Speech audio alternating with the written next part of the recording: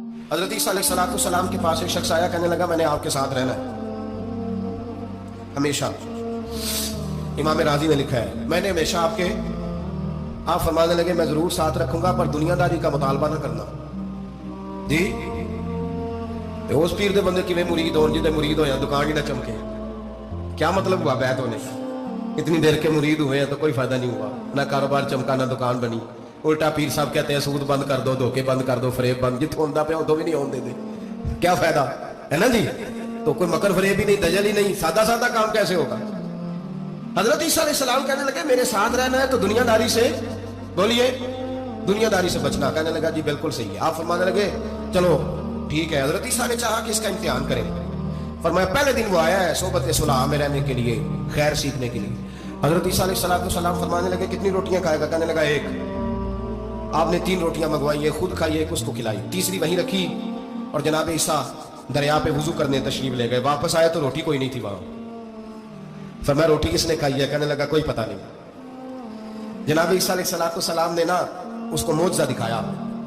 ایک ہرن جا رہی تھی، اس کے ساتھ 2-3 چھوٹے چھوٹے بچے تھے۔ حضرت عیسیٰ علیہ السلام نے ہرن کا ایک بچہ پکڑا، اس کو ذبح کیا۔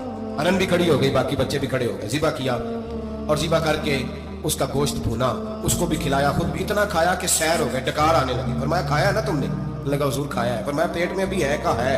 ہرن کے بچے کی ہڈیاں پڑی ہوئی تھی، جناب عیسیٰ نے ساری ہڈیاں اکٹھی کر کے فرمایا کم باذن اللہ، اللہ کے حکم سے کھڑا ہو جا۔ وہ ہرن کا بچہ پھر زندہ ہو گیا۔ آپ فرمانے لگے ہرن کے بچے کا گوشت تیرے پیٹ میں بھی ہے، میرے پیٹ میں بچہ وہ جا رہا ہے، اب تو بتا دے روٹی کس نے کھائی ہے، اب تو بتا دے۔ کہنا جی کوئی پتہ نہیں مجھے پتا۔ حضرت عیسیٰ علیہ السلام اس کو ساتھ لے گئے، دریا کے اس پار جانا تھا۔ فرمایا ہاتھ پکڑا چلو گزرو۔ دریا میں پیر رکھا، اس کا بھی اپنا بھی۔ کہنے لگا جی ڈوب جاؤں گا۔ فرمایا تو میرے ساتھ ہے، تجھے معجزہ دکھانا ہے، اللہ کی قدرت دکھانی ہے۔ پیر رکھا دریا میں، پیدل چلتے ہوئے دوسرے کنارے چلے گئے، کوئی ڈوبا نہیں، پیر بھیگا نہیں۔ فرمایا اتنی بڑی تو نے معجزہ دیکھا، اب تو بتا دے روٹی کس نے کھائی ہے؟ کہنے لگا جی پتا مجھے خبر، اللہ کے سامنے سارا ہی پتا ہوتا ہے، پتا نہیں مجھے، بولے بن جاتے ہیں نا منٹ میں۔ حضرت عیسیٰ کہنے لگے میں اللہ کا پیغمبر ہوں، مجھے منوانا آتا ہے۔ دریا کے اس پار گئے تو ریت تھی، صحرا کا علاقہ تھا۔ جناب عیسیٰ نے ریت کٹھی کی، چھوٹی چھوٹی ڈھیریاں لگائیں، 3 ڈھیر ریت کے لگ گئے، 3 ڈھیر۔ جب 3 ڈھیر لگ گئے تو جناب عیسیٰ علیہ السلام نے پھونک ماری، وہ ساری کی ساری ریت سونا بن گئی۔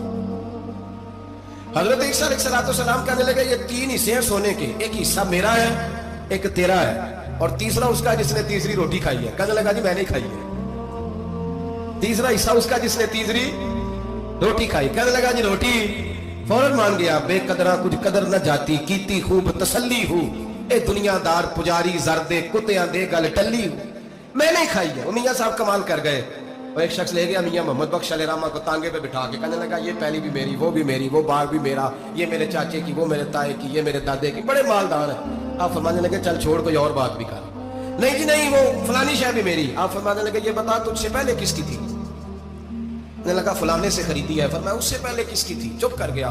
آپ فرمانے لگے دانش مندہ نہ کم نہ ہی دل دنیا نہ لانا، اس روٹی کئی خاوند کیتے، جو کیتا سو کھانا، چھوڑ اس کی بات نہ سنا، اس کا تو کبھی کوئی مالک ہوتا ہے کبھی کوئی ہوتا ہے۔ کہنے لگا جی میں نے کھائی ہے روٹی۔ تو حضرت عیسیٰ کہنے لگے تو نے ظلم کیا، نبی کی صحبت پر تو نے ایک روٹی کو فوقیت دی، ایک روٹی، اور مجھے دھوکہ دیا اللہ کے پیغمبر کو۔ فرمایا جا میں نے مال کا کیا کرنا ہے، سارا ہی سونا تیرا ہے، 3 ڈھیریاں تو ہی رکھ لے۔ حضرت عیسیٰ کہہ کے گزرے تو پیچھے سے ڈاکو آ گئے، تلواریں ہاتھ میں، 2 ڈاکو، سونا پڑا ہوا دیکھا۔ کہنے لگے تیرا ہے؟ کہ میرا ہے۔ اٹھ دوڑ جا تجھے قتل کر دیں گے۔ منت کرنے لگا، کہنے لگا یار اس طرح کرو نا، بانٹ کے کھاتے ہیں، بانٹ کے کھا لیتے ہیں۔ بات طے ہو گئی، ایک ایک ڈھیری کے مالک ہو گئے۔ اب وہ بات چیت ہونے لگی، نام پتہ واقفیت ہو گئی، تعارف ہو گیا۔ اب وہ جو 2 ڈاکو تھے ان کو وہ شخص کہنے لگا بھوک لگی ہے یار کو روٹی کھاؤ، کچھ پیسے دے کے ایک کو بھیجا۔ وہ جو 2 ڈاکو تھے ان میں سے جو کمزور تھا اس کو بھیجا کہ جاؤ کھانا لے کے آؤ۔ وہ کھانا لینے گیا تو پیچھے سے کہنے لگا تیرا رشتہ دار ہے؟ کہا نہیں، کوئی تعلق؟ کہنے لگا کوئی نہیں۔ آدھا حصہ کیوں دیتے ہو؟ کہنے لگے کمزور سا بندہ ہے، روٹی شوٹی لا دیتا ہے، میرے کام شام کرتا ہے، تمہیں اس کو آدھا۔ اس نے کہا دفع کرو، چھوٹے چھوٹے کام کرتا ہے تم آدھا حصہ دیتے ہو، آتا تو پکڑ کے قتل کر دیتے ہیں، سونا آدھا آدھا بانٹیں گے۔ ٹھیک ہو گیا جی۔ وہ جو روٹی لینے گیا تھا وہ بھی کہنے لگا مجھے تو نوکر سمجھا ہوا ہے نا، کھانے میں لاؤں، پانی میں لاؤں، بستر میں بچھاؤں، آج اتنا سونا ہاتھ آیا، بڑا ڈاکہ لگا، ان کو قتل کرتا ہوں نا دونوں کو، تو سونا میں قبضے میں کرتا ہوں۔ اس نے بھی دھوکہ دینے کا ارادہ کیا، کھانے میں زہر ملایا، इमाम राजी फरमाते हैं वो जहर मिला खाना लेके पहुंचा, रोटी रखी थी, इन दोनों ने यक बारगी हमला किया, उसे कत्ल कर दिया। कत्ल करके लाश दरिया में फेंकी, मस्त होके खाने लगे। जब सैर हुए तो फिर पेट कटने लगा, अंतड़ियां टूटने लगी, नाक मुंह कान हर चीज से खून निकलने लगा।